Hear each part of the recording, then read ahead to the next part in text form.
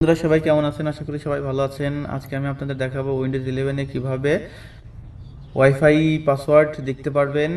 তো আপনারা হয়তো বা উইন্ডোজ 7 বা উইন্ডোজ 10-এ দেখতে পারেন, কিন্তু উইন্ডোজ 11-এর এই ওয়াইফাই সেট করা পাসওয়ার্ডটা দেখা একটু অন্য রকমের, তাই ভাবলাম আপনাদের জন্য এই নতুন ভিডিওটি শুরু করি।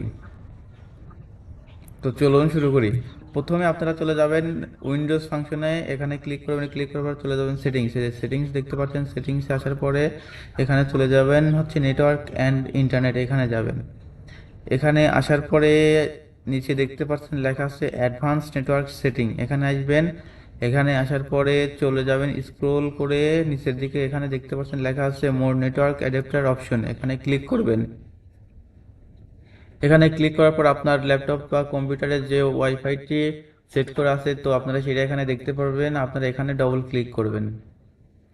এখানে ডবল ক্লিক করার পর আপনারা এখানে এই যে দেখতে পাচ্ছেন ওয়্যারলেস প্রপার্টিজ, এখানে লেখা আছে, আপনারা এইটাতে ক্লিক করবেন।